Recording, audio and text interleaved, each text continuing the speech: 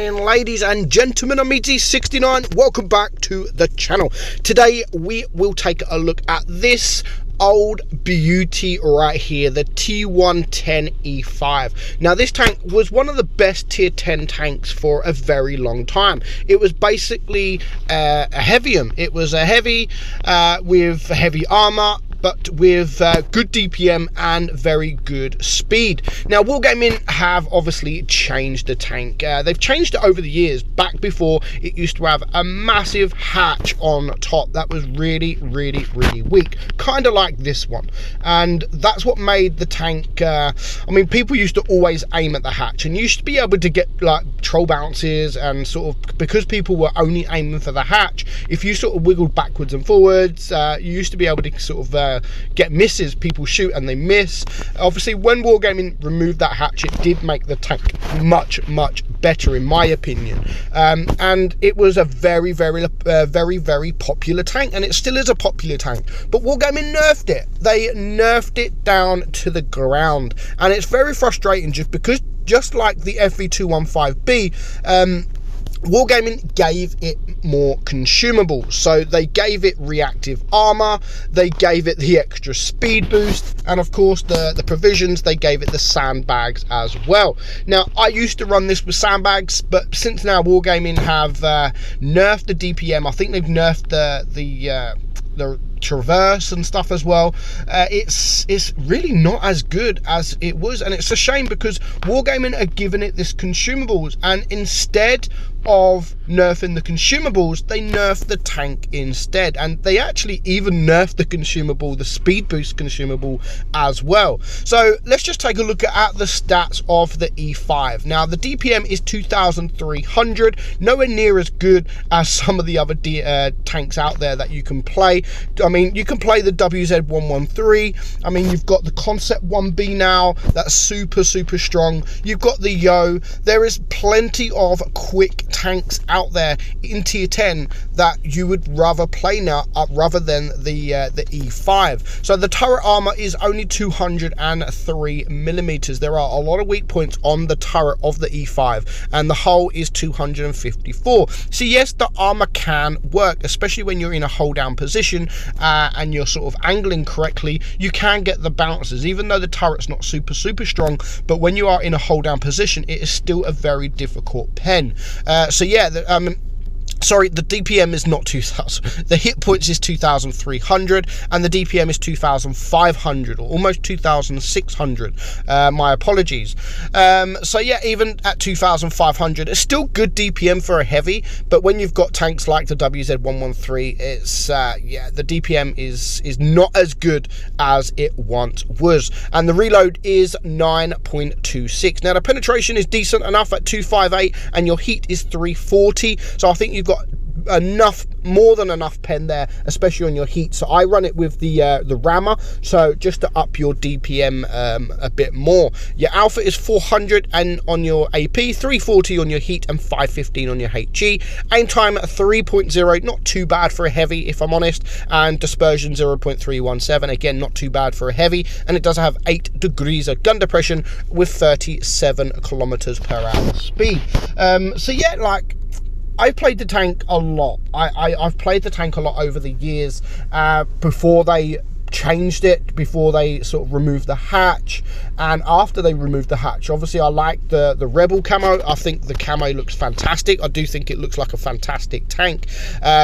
And it's still a good tank. It is still a good tank. You can still perform well in the tank, and you can still sort of get the speed. But I just think the way Wargaming have nerfed these tanks, like I said, not just this, but the FV215B as well, I just think they've nerfed it for no reason. This was like always been known as the heavium because of the speed, and you can sort of help your mediums a lot easier.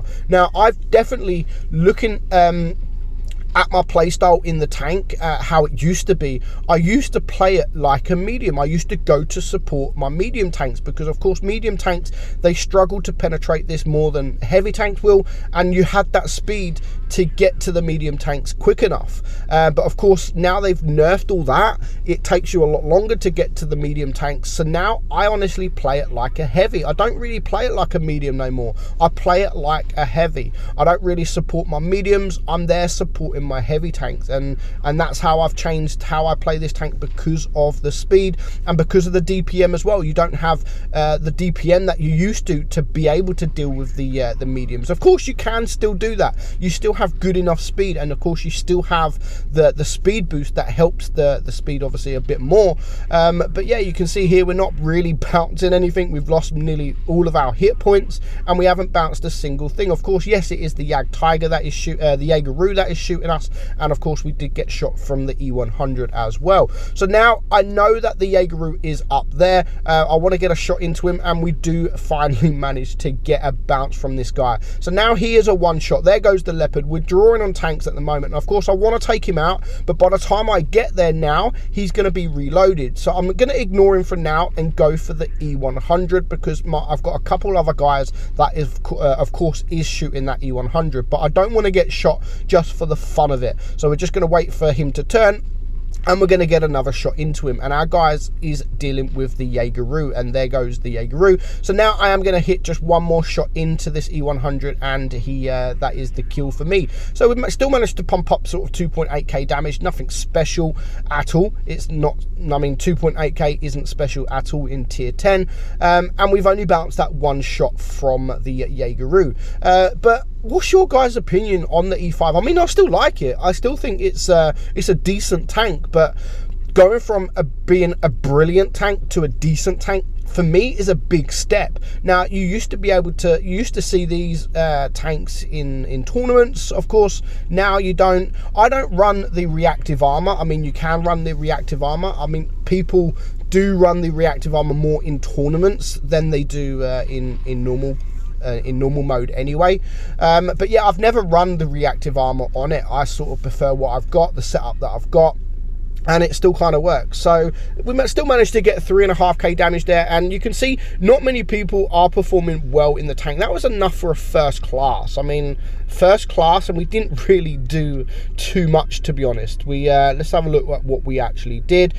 We got 800 blocked. We did spot 4 tanks, however, so not too bad at all. Yeah, so it's still not bad. It's still not bad, but it's a lot easier to ace this tank now than it was. I mean, this was a very difficult tank to play, to ace, to master, because so many people were playing the tank. Like loads of people were playing the tank. It was a very, very popular tank because it let you learn. The tank let you learn about everything. You can learn go and hold down. You can learn sort of medium, because it was a heavium. You can sort of learn the medium route, go into the medium side, helping your medium tanks, and of course you also had that armor to deal with heavy tanks.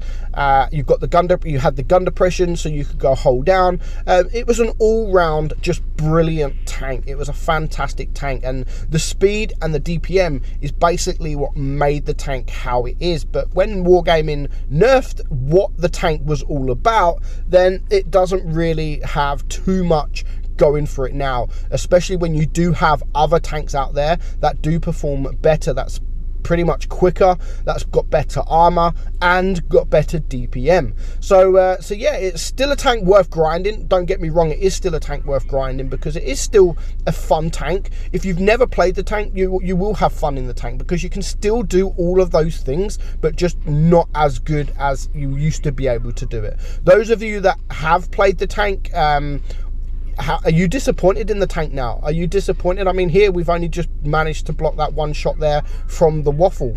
We haven't managed to block any other shots so far.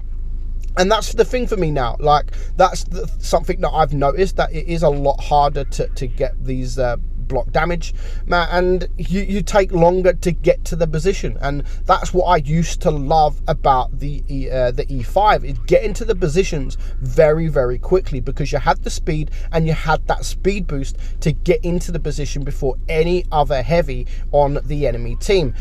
So we do get wrecked there from behind, and we are getting shot, so we need to move forward. Now, the match ain't over yet. It is a 5 versus 4, but our guy around here, the T-54, is now gone, but we do manage to take care of that Progetto. So it's now a 4 versus 3, but this Jagdtiger is still a very dangerous tank because he has DPM. Now, I am going to be doing a video on the Jagdtiger within the next few days, because it's a tank that I don't play no more. It's a tank that I love, that I used to love, but I haven't really played it anymore. No idea why I just shot HE there, to be honest. I even see it was HE, but I still shot anyway. So of course we are going to focus him to try and get his hit points down, because now it is a 3 versus 3. Fair enough, the other tanks are quite low hit points, but our FV4202 is also quite low as well, and I really don't want him to die at this point. But we are going to manage to take care of the Jagdtiger to now just 2 tanks. So we still managed to farm up 3.9k damage, and that was pretty easy, to be honest. We've only blocked the 1 shot from the waffle, but we still need to take it easy, because one of the enemies still has enough hit points. Now, if he's smart about it, he could actually kill 2 of us with 1 magazine. So that that Kranwagen has the hit points to deal with us. Obviously the E5 on the enemy team doesn't, and there goes the FE422 from the Kranwagen. So I need to get around here pretty quickly, because even though the Leopard is full hit points, he could lose his hit points very, very quickly. But he does manage to clear the E5, which makes it a little bit easier for us, and it's just left the Kranwagen there. So we are going to get a shot into him. We're just going to wait for him to back up, and then we're going to get a shot into him. Brings him now down to a 1 shot. Of course, the Leopard I don't know why the Leopard's not going out. He can actually take a few shots, and he's got great DPM, but that's good for me, because I managed to get the kill. So as you can see there, you can still perform, you can still get the damage, but it's just not the same tank as it once was. And to be honest, that wasn't even enough for an ace. That was only enough for a first class as well, even though we got a few kills, got a bit of assistant damage there as well, and we got, of course, 1 block. Decent credits, I suppose, for a heavy and a tech tree tank. And as you can see, we did pretty much the highest damage. The Kranwagen actually had a pretty good game. So let me know your thoughts on the tank. What do you think now of this this E5, this nerfed E5? Of course, it's not the same tank. People still play it. It is still a popular tank, so people are still playing the tank. But yeah, let me know your thoughts in the comments below. Hope you enjoyed the video, guys. I'm meadsy69, and I will catch you all soon. Bye-bye.